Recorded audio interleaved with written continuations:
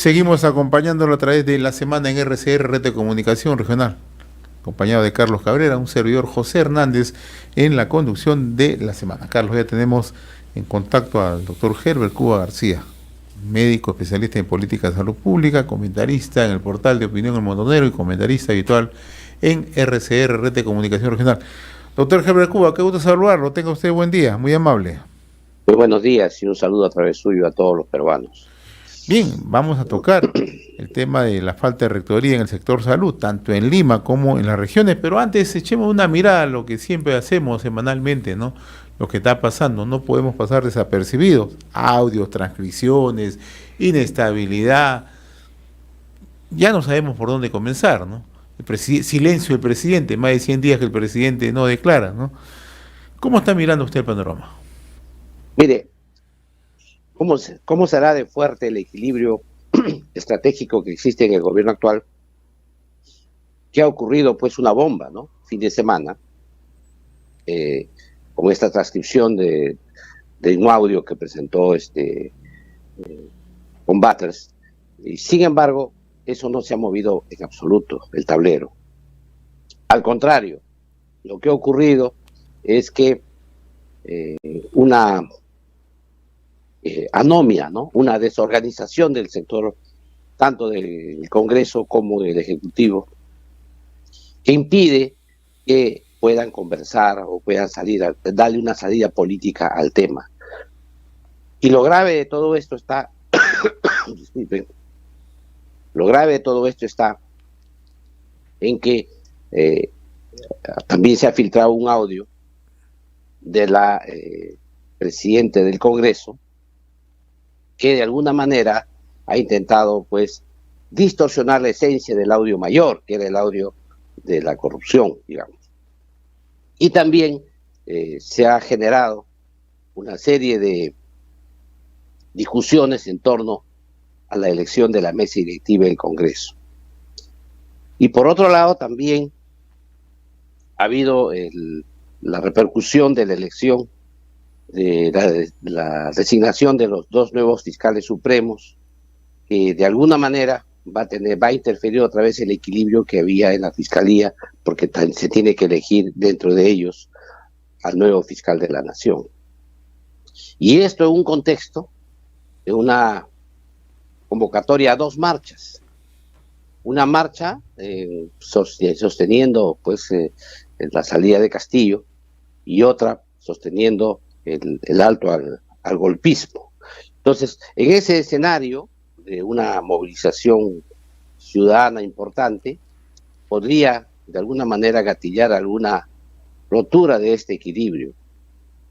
Para fines prácticos, el Congreso de la República, debido a lo que ya conoce la prensa, del fraccionamiento incluso de los grupos políticos, y de estas denuncias que ha habido por aquellos congresistas denominados los niños, permite, pues, dificulta de alguna manera encontrar alguna solución práctica para los temas que atraviesa el país.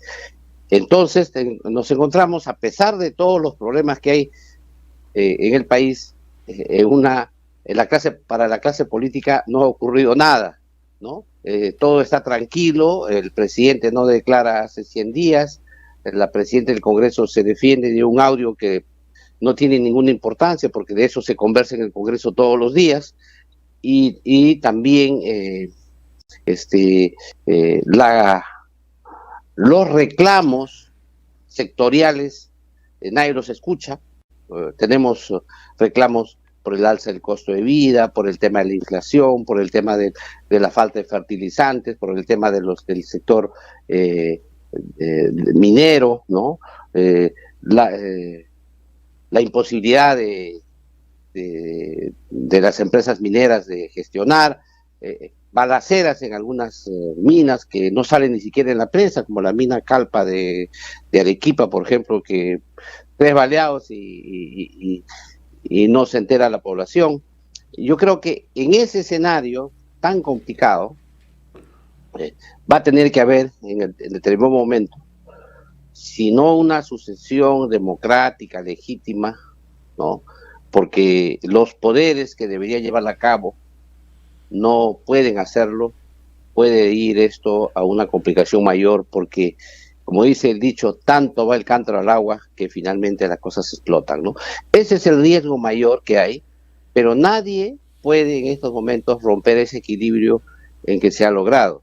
Sin embargo, hemos visto mucha actividad en publicitaria, en los medios, otra vez los analistas que siempre conocemos, sobre todo del grupo de expresidente Sagasti, que ha dado extensas declaraciones, ha dado inclusive un plan estratégico de cómo salir de la crisis, ha señalado las pautas que deben tener los gobiernos. Por lo tanto, lo que nosotros vemos sí es una persistente idea de que esta ya clase política está totalmente deslegitimada y por lo tanto que se vayan todos como versión, digamos, de salida de esta crisis. Y esto, como es natural, es una salida dramática porque rompe de alguna manera la estabilidad democrática que debería tener el país. Creo que en ese sentido los grandes los dirigentes, los partidos políticos representados en el Congreso tienen, creo, la obligación moral y de repente incluso de sobrevivencia de reunirse y pactar una salida de tal manera que no se destruya la institucionalidad democrática del país. Bueno, cuando usted refiere, doctor Cuba, a que tenemos un ejecutivo totalmente desacreditado, un Congreso desacreditado, pero que no llama la atención a la gran opinión pública, ¿no? Que estos hechos que son de escándalo, que son hechos que en otras circunstancias se hubieran puesto en jaque a un país, no se refleja, ¿no?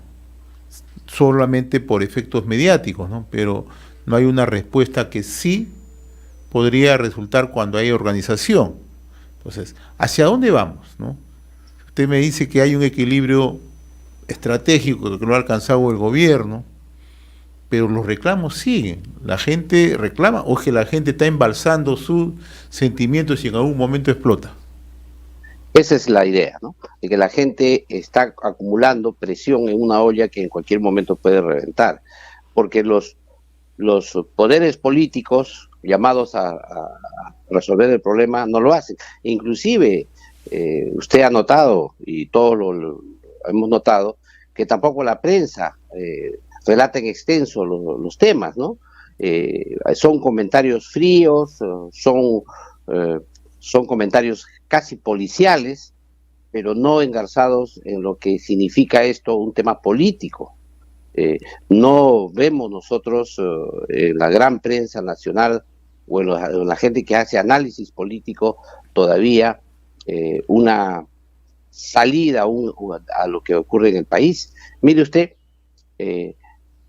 ahora estamos con un Congreso que dentro, en su interior, están cabildeando ya para ver quién sería el próximo presidente de la mesa directiva. Pensando en la presidencia de la mesa directiva que va a ser recién a mediados de julio.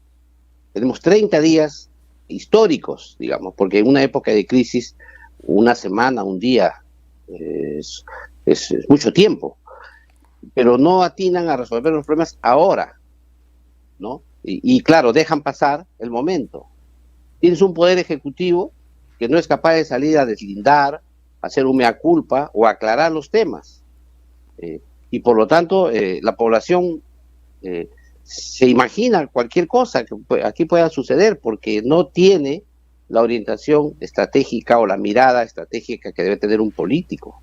No puede decir, señores, ¿qué va a pasar en el mediano, corto y largo plazo? Ustedes, los actores, los que están conduciendo el timonal del gobierno, ¿qué hacemos? Eso no existe.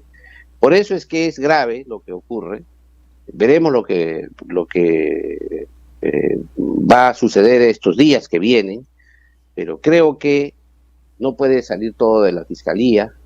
Creo que no podemos seguir esperando qué nuevo video aparecerá o qué nuevo audio aparecerá. Yo creo que eso ya es irrelevante. Aquí hay hechos políticos que debería tener solución ya, con lo que se tiene, para poder dar lo que se quiere, que es una transición democrática para el país.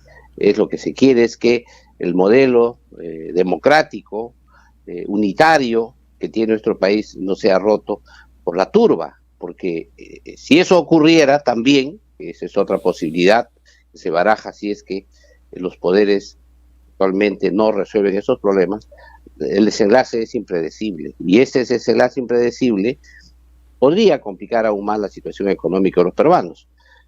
Siempre las crisis, ¿no? Y aquí hay que tener muy en cuenta esto, deben ser evaluadas con propiedad, diagnosticadas, ¿no? Con propiedad, y luego ver qué es lo que está funcionando mal, dónde es que hay que intervenir. Generalmente un 20% de los problemas afectan al 80% de la población.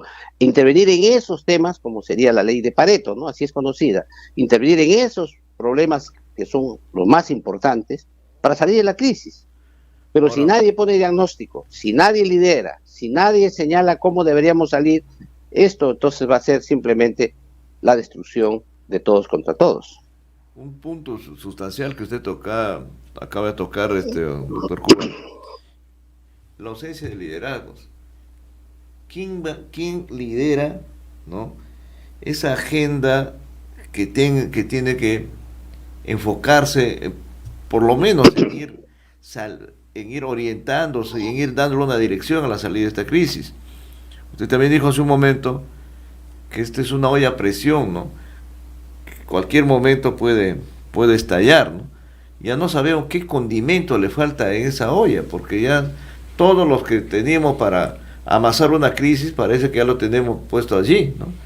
Por eso que de manera irónica, un amigo nos decía, parece que el presidente cuando hace cambio de ministros le pide una relación, una nómina limpia, ¿no?, para de ahí mirar a quién va a poner, porque es uno tras otro y no hay,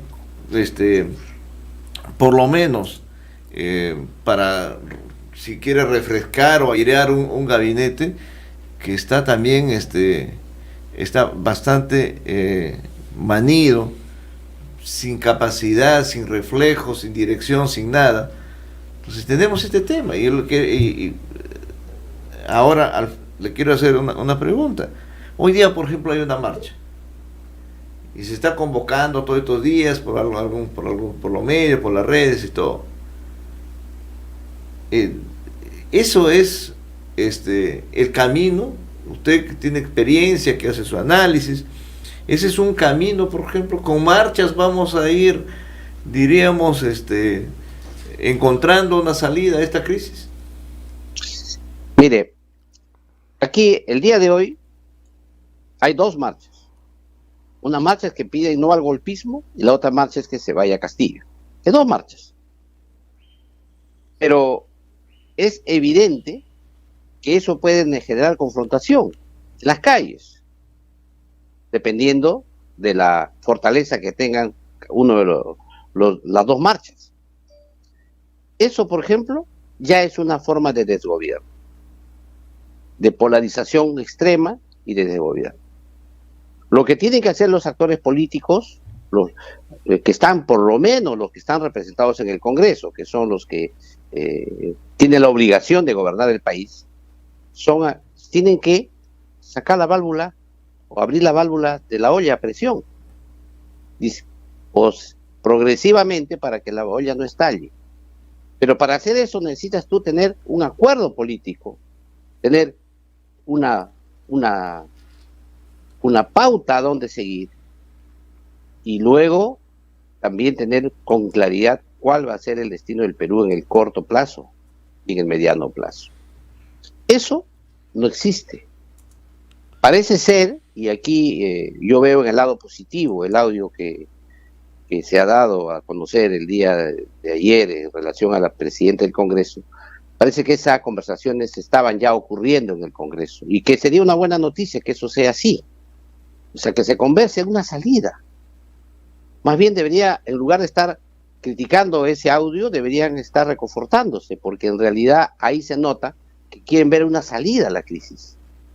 Y claro, la discusión no es que lo que dice un actor político no es lo que va a salir, va a ser la resultante del diálogo. de la conversación que hay entre todos. Puede haber propuestas desde más descabelladas hasta las menos descabelladas, pero de ahí, del diálogo ese, sale la propuesta, la resultante de lo que debería tener la salida del país.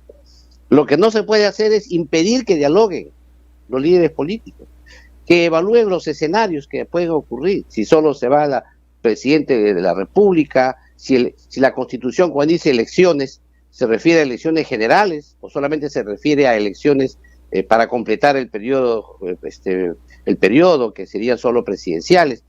Esos son temas constitucionales que tienen que discutir los políticos, que son las normas, pero también la realidad en que se encuentra el país. O sea, no solamente es la ley, sino el aspecto social que hay detrás de la aplicación de la ley.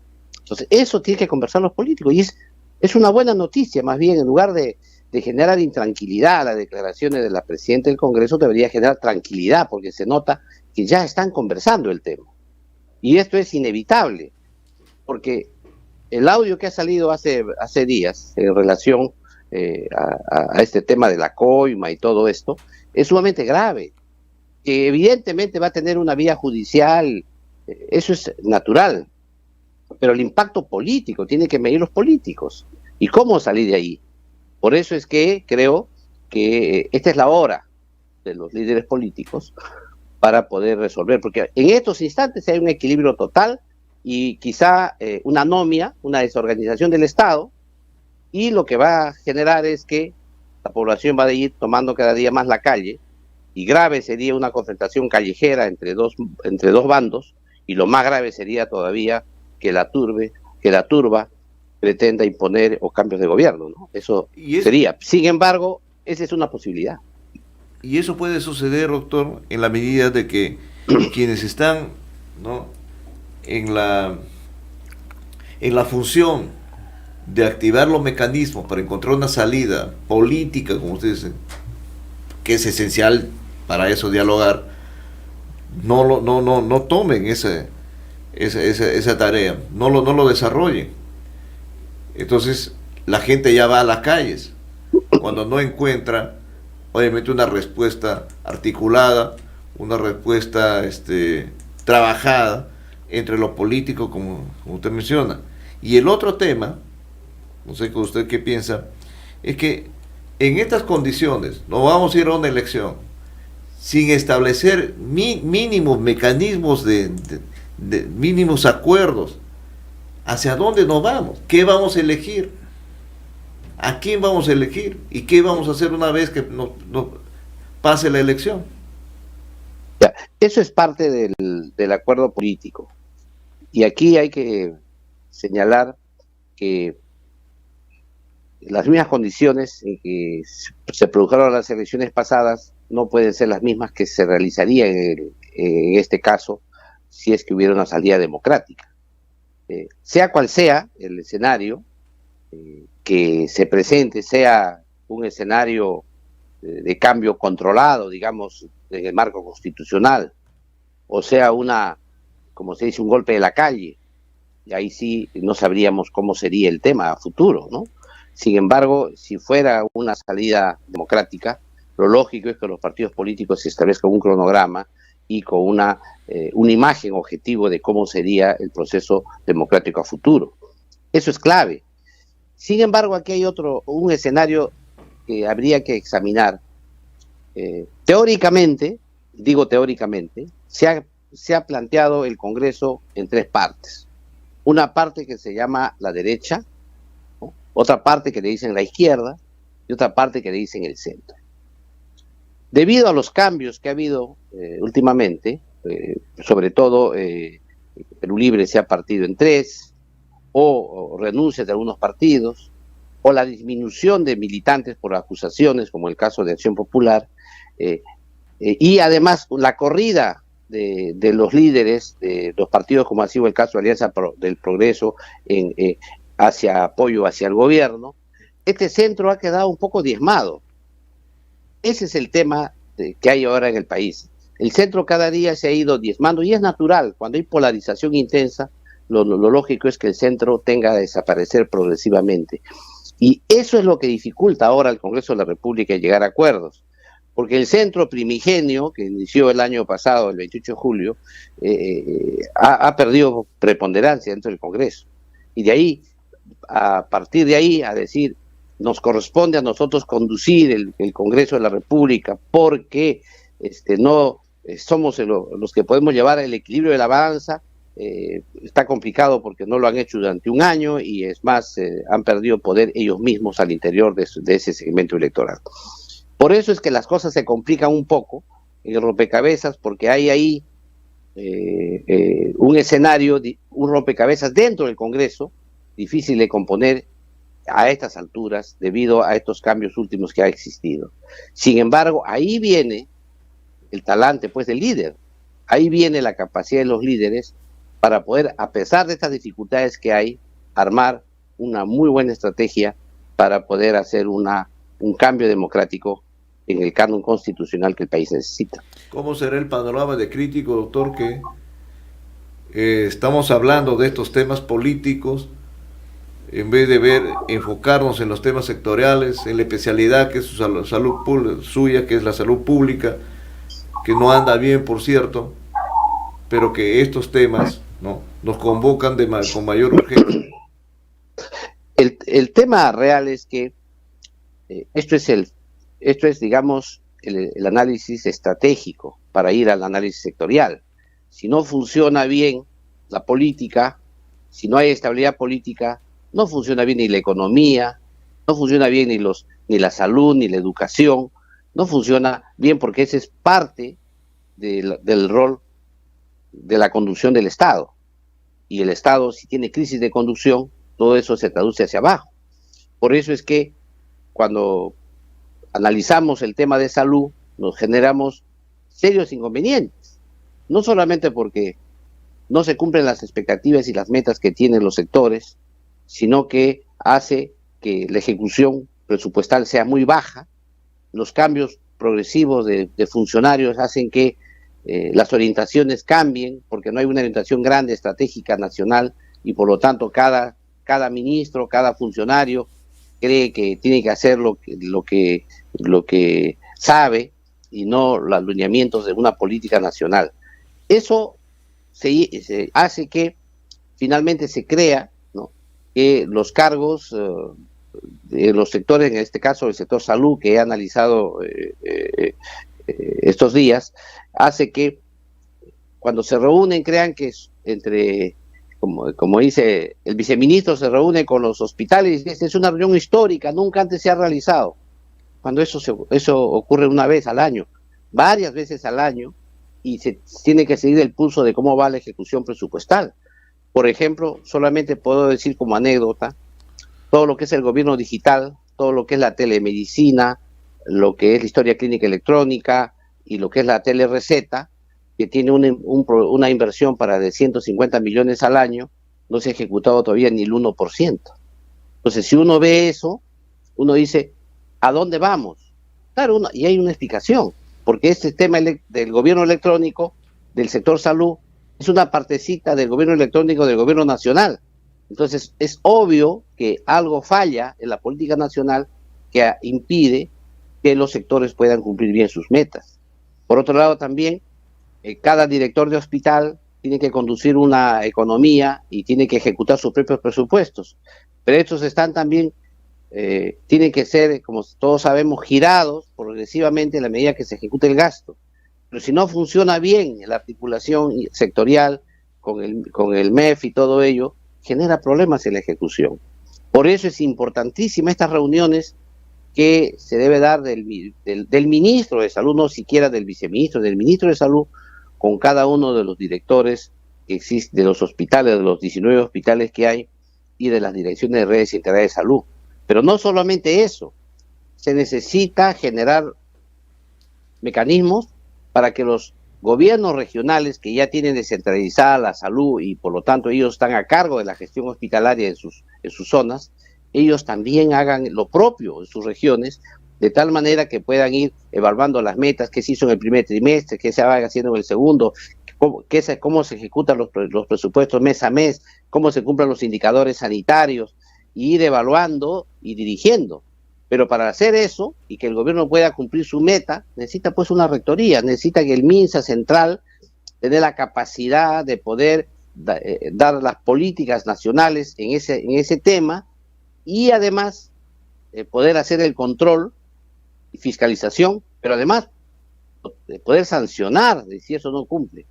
Pero todo eso está roto, esa cadena está rota, a pesar de que la ley de base de descentralización señala que la función salud es compartida entre los 3 niveles de gobierno. Evidentemente es un engranaje que tienes que afinar el gobierno nacional con el regional, con el local, pero ese engranaje está roto. Y si está roto el engranaje, porque no hay política pública sobre ese tema, entonces no hay posibilidad ni siquiera de fiscalizar y sancionar, porque ni siquiera se han tipificado las faltas. Las infracciones no se han tipificado y por lo tanto no se puede sancionar. A pesar de que la ley le otorga al Ministerio de Salud esa capacidad, esa potestad sancionadora, sin embargo hasta la fecha el Ministerio de Salud ni siquiera ha promulgado el reglamento de infracciones y sanciones. En consecuencia tenemos una desorganización total del Estado en salud, pero que es parte, como es natural, de lo que estamos viviendo en un contexto mayor. E incluso eso se ve con mucha frecuencia en Lima, ¿no? Lima también tiene esos problemas, ¿no? Siendo la capital de la República, ¿no? Lo grave de Lima es que depende del Ministerio de Salud y el Ministerio de Salud tiene 4 direcciones de redes integradas de salud donde están distribuido todo el sector. Sin embargo, hay una incomprensión por parte de los funcionarios del Ministerio de Salud en qué son las redes integradas de salud. Ellos creen que las redes integradas de salud son los centros de salud y las postas. Entonces dicen, no estamos hablando del hospital, como si el hospital no estuviera dentro de una red. Por eso es que las direcciones de redes integradas de salud engloban también los hospitales. Lo que sucede aquí es que ha quedado un proceso de cambio y transformación en el sector inconcluso, paralizado. No saben ni siquiera, no han tomado la posta de los años de atrás y consecuencia ellos quieren innovar, hacer cosas nuevas, pero no saben cómo aterrizar esa novedad que ellos plantean en lo que han encontrado, en la realidad que han encontrado. Entonces eso ha generado una tremenda preocupación en los trabajadores, porque finalmente esto repercute en primer lugar en los trabajadores y en segundo lugar en la población a la que sirve. Pero los trabajadores están en una contradicción que no saben, ¿qué son las redes? ¿A dónde vamos? ¿Vamos a hacer o no redes? ¿O vamos a fortalecer los hospitales? ¿Qué vamos a hacer? Entonces, esas preguntas que son simples, es la pregunta que se hace el ciudadano cuando va a salir de su casa. ¿A dónde voy hoy día? ¿Qué es lo que voy a hacer hoy día? ¿Cuál es mi agenda? Eso que necesitan los trabajadores no lo tiene la cabeza. No lo tiene el ministro, no lo tienen los viceministros, no lo tiene ni siquiera la presidencia del Consejo de Ministros, que debería dar una política orientadora sobre ese tema. En ese sentido, es que la diferencia, los matices de gestión que tiene el gobierno nacional y los gobiernos regionales y locales no se notan, creen que todo es lo mismo, y por lo tanto, creen que eso debe funcionar en piloto automático. Y después de la pandemia en que hemos vivido, donde gran parte de la estructura ha sido abandonada o dejada de lado porque todos se abocaron a luchar contra la pandemia, y ahora se tiene que reabrir todo y funcionar para dar atención a la población, eso no se hace. Y no solamente es en el sector, en el MINSA, también en salud. Por ejemplo, hasta antes de la pandemia de salud brindaba 1.900.000 actos médicos al mes. Ahora está haciendo 900.000. Entonces la pregunta es, ya se han abierto los hospitales, se han abierto ya están dando consulta externa, todo, sin embargo no están ni siquiera un poco menos de la mitad de lo que se hacía antes de la pandemia. ¿Eso qué significa? Que tienes que otra vez empezar a brindar los servicios porque la gente está esperando, hay cola. Eso es el problema de fondo que tiene el sector salud. En estas alturas, donde hay un periodo inflacionario, hay crisis económica, donde el poder adquisitivo de la gente ha disminuido, la respuesta debería ser más fuerte y enérgica de parte del sector público, porque es donde va a ir la gente en periodo de crisis. Pero no, es al contrario. Como explicaba con cifras, todavía esa salud no logra siquiera lo que se hacía antes de la pandemia del año 2020. Muy bien, doctor Heber Cubas, yo le agradezco infinitamente esta comunicación, habitual los días sábados, como siempre, por atender el contacto con RCR y la semana en RCR. Ha sido un gusto, como siempre, conversar con usted, muy amable. Un abrazo una vez más a todos los peruanos y a nuestro amigo Carlos Cabrera, desde acá un abrazo y seguir conversando. Saludos. Gracias, José Hernández. Gracias, mi estimado doctor.